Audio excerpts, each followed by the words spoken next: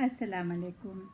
आज फूल से एक और बहुत मज़े की चीज़, और ये है सैयद इम्तियाज़ अली ताज की लिखी हुई कहानी चूहे चुईया का ब्याह। चूहे चुईया का था ब्याह। लड़की वालों के यहाँ से शादी का जोड़ा ख्वान में लगा हुआ लड़के वालों के यहाँ पहुँचा। मियाँ चूहे ने जल्दी से ख्वानपोश उलट कर देखा तो बाछें ही तो खुल गईं। रेशम का कुर्ता पाजामा, जामादार की अचकन, बनारसी पटका, वसली की जूतियाँ, मूछें फड़का फड़का कर कहने लगे, ओफो, ये ठाठ का जोड़ा पहनकर जब मैं नौशा बनूंगा तो सारे नगर में मेरी आन बान का चर्चा जाएगा। उधर नायन बरी के जोड़े लेकर दुल्हन के यहाँ पहुँच चुकी थी। दुल्हन की सहेलियाँ और घर की जो सारी बड़ी बूढ़ियाँ थी ना, वो एक एक जोड़े को बड़े गौर से तक रही थी। कोई पसंद कर रही थी, कोई नापसंद। चुईया दुल्हन एक तरफ को घूंघट निकाले चुपचाप बैठी थी और घूंघट सरका सरका कर कनखियों से जोड़े भी देखती जा रही थी। एक सहेली बोली, ए है, निगोड़े ससुराल वालों को इतनी तौफीक भी न हुई कि किसी जोड़े पर गोटा किनारी ही लगा देते। हमें अपनी गैया इतनी भारी नहीं कि ऐसे नाकदरों को सौंप दें हम। बड़ी बूढ़ियाँ बोली, जो किसी को मैसर आया कर दिया, अब क्या ज़रा ज़रा सी बात में मीन मीख निकालना। पर सहेली की बात चुईया दुल्हन के दिल को तीर की तरह लगी। घूंघट उलट कर बोली, चूल्हे में झोंको इन जोड़ों को, मैं न पहनूंगी। दुल्हन के मुंह से ये बात सुनकर सब बीबियों ने उंगलियां दांतों में दाब ली। नायन बोली, क्या करें बीवी, बहुतीरी तलाश की, किसी दुकान से गोटा किनारी मिल ही ना सका। नहीं, कौन सा ऐसा छप्पन टके का खर्च था, सारे जोड़े गोटे किनारी से लेप देते। चुईया दुल्हन रो पड़ी। रोते रोते सिसकियां भरकर बोली, पैरों में क्या मेहंदी लगी थी कि शहर में न मिल सका तो कहीं और भी जाकर तलाश करते। साथ ही के घर में नन्ही की बुक्ची में जाकर देखते तो थान के थान गोटा किनारी के मिल जाते। बूढ़ी बूढ़ियां मुंह फट दुल्हन की इस बात पर उसे कोसने लगी। जनान खाने में एक शोर मच गया। दुल्हन मुंह सर लपेट कर एक तरफ को पड़ रही और सिसकियां ले लेकर रोने लगी। सहेलियां लिपट लिपट कर प्यार मोहब्बत की बातें करने लगी। नायन ये रंग देख कर दुम दबा नौशा के यहाँ पहुँच गई। नौशा ने नायन की जुबानी ये किस्सा सुना तो ठान लिया कि जो हो सो हो, अब तो कहीं न कहीं से गोटा किनारी लेकर आऊँगा। घर के लोगों ने बहुतीरा समझाया कि दुल्हन का सर फिर गया है। नन्ही बी के घर में बीबियों नन्ही बी के घर में तो पिंजरे लगे हैं। किसे अपनी जान भारी है कि दुल्हन बेगम के लिए गोटा किनारी लाए। अभी से ये मिजाज है तो शादी के बाद तो जो ना करे वो कम है, वो थोड़ा है। पर नौशा के तो दिल को लगी थी। जी ही जी में ठान ली कि रात को निकलूंगा गोटा किनारी की तलाश में। रात के वक्त जब घर के सब बड़े बूढ़े खाने पीने से फारिग होकर बिस्तरों पर पड़ रहे, लड़की बालियों ने ढोलक बजानी और सहरे गाने शुरू किए तो चूहे दूल्हा चुपके से उठे और दबे पांव घर से बाहर निकल आए और उस नन्ही सी गली पर रवाना हो गए जो नन्ही बी के कमरे को जाती थी। रात का वक्त था, लोग अपने अपने घरों को जा चुके थे। चिराग गुल हो गए थे, रास्ते सुनसान पड़े थे। चूहे दूल्हा दौड़ते दौड़ते अपने शहर के फाटक पर जा पहुँचे और सर निकाल कर बाहर नज़र डाली। नन्ही बी के मकान में अंधेरा था। आंखें फाड़ फाड़ कर इधर उधर देखते हुए अंदर दाखिल हो गए। देर तक खड़े सोचते रहे किधर का रुख करें। सोचते सोचते ये बात दिमाग से उतारी कि दुल्हन ने कहा था गोटा किनारी नन्ही की बुक्ची में है। सो नन्ही की बुक्ची नन्ही के कमरे के सिवा और कहीं नहीं हो सकती, उधर ही चलना चाहिए। چلے تو جگہ جگہ سے کھانے پینے کی چیزوں کی خوشبوئیں آنی شروع ہوئیں۔ بعض جگہ تو خوشبوئیں ایسی اچھی تھیں کہ بے اختیار منہ میں پانی آ گیا۔ پھر بزرگوں سے سن رکھا تھا ننھی بی کے ہاں چوہوں کے پھانسنے کے پنجرے لگے ہوئے ہیں، اس لیے دل پر جبر کیا اور ننھی بی ہی کے کمرے کی طرف چلے گئے۔ وہاں پہنچ کر تمام کمرے کی تلاشی لے ڈالی، میز، الماری، طاق، کوئی جگہ نہ چھوڑی جہاں بگچی تلاش نہ کی ہو، پر کچھ پتہ نہ چلا۔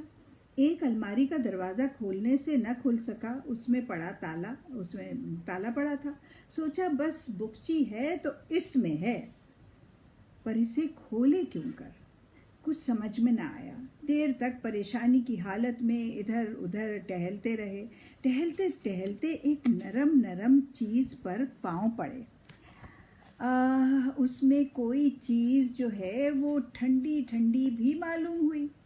ٹٹول کر دیکھا تو ننھی بی کی چنری پر خوب گوٹا کناری لگا تھا۔ چوہے دولہا کی خوشی کا کچھ ٹھکانہ نہ رہا۔ سوچا کام بن گیا۔ پھر خیال آیا کہ اپنے شہر کے تنگ راستوں پر سے اتنی بڑی چنری لے کر جاؤں گا کیسے؟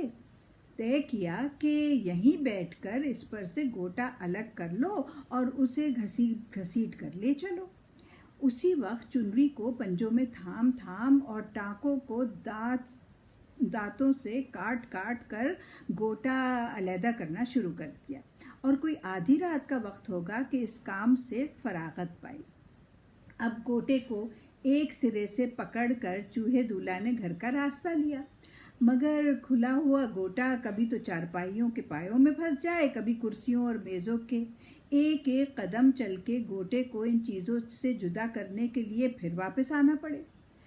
آخر تنگ آ کر سوچا یوں تو کام نہ چلے گا، کوئی اور ترکیب کرنی چاہیے۔ چنانچہ اب گوٹے کو لپیٹ کر ایک تھان سا بنا لیا اور اسے پنجوں میں پکڑ گھر کا راستہ لیا۔ شہر کے دروازے پر پہنچا تو بڑی دقت پیش آئی۔ گوٹے کا تھان تھا بڑا اور دروازہ تھا چھوٹا۔ بہت تیرا زور لگا کہ کسی طرح گزر جائے، پر کچھ نتیجہ نہ نکلا، الٹی ایک اور آفت گلے پڑ گئی۔ زور لگاتے گوٹے کا تھان دروازے میں ایسی طرح پھنس گیا کہ نہ باہر آ سکتا تھا نہ اندر جا سکتا تھا۔ بحتیرہ اپنی طرف کھینچا، اندر کی طرف دھکے دیے، پسینہ پسینہ ہو گیا، سانس پھول گیا، مگر گوٹے کا تھان نہ اندر جا سکا اور نہ باہر آ سکا۔ ہار کر اور بے دم ہو کر بیٹھ رہا۔ تھوڑی دیر تک ٹھہر کر ذرا حواس درست کیے، پھر اٹھ کھڑا ہوا اور تھان کو لپٹ گیا۔ اسی کھینچا تانی میں صبح ہو گئی۔ مرغازان دینے لگے۔ یہ حالت دیکھ کر چوہے دولہا کا سر پھر گیا۔ سوچا ادھر بارات چلنے کو میرا انتظار کر رہی ہوگی، ادھر میں یہاں پھنسا ہوا ہوں، پاگلوں کی طرح کبھی دیوار کے ساتھ ایک طرف بھاگتا، کبھی دوسری طرف، پھر واپس آتا اور تھان کو لپٹ جاتا۔ روشنی پھیلی تو کمرے کا دروازہ کھلا اور ایک عورت اندر داخل ہوئی۔ چوہے دولہا نے اس کی صورت دیکھی تو رہے سہے حواس بھی جاتے رہے۔ چیختے چلاتے ایک طرف کو بھاگے۔ ادھر عورت کی نظر کا ان پر پڑنا تھا کہ ایک غل مچا دیا۔ ہے چوہا، ہے چوہا، یہ بڑا سا چوہا، یہ کہہ کر وہ عورت الٹے پاؤں باہر چلی گئی۔ عورت کی یہ حالت دیکھ کر چوہے دولہا کی کچھ ہمت بندھی۔ سوچا میں اس سے اتنا نہیں ڈرتا جتنا یہ مجھ سے ڈرتی ہے۔ ادھر چوہے دولہا کے یہاں بارات تیار ہو چکی تھی۔ تمام باراتی جگمگ کپڑے پہن کر موجود ہوئے تھے۔ دولہا کی سواری کے لیے ایک مینڈک پر ساز کس دیا گیا تھا۔ جھینگروں کا بینڈ باجا آن پہنچا تھا۔ بس چلنے کے لیے صرف دولہا کا انتظار تھا۔ ذرا سی دیر میں خبر ملی کہ دولہا غائب ہے۔ ادھر ادھر ہر طرف چوہے دوڑائے کہ کوئی سراغ ملے، مگر نہ ملا۔ شادی کے گھر میں کوہرام مچ گیا۔ ذرا سی دیر میں یہ خبر دلہن کے ہاں جا پہنچی اور وہاں بھی رونا پیٹنا شروع ہو گیا۔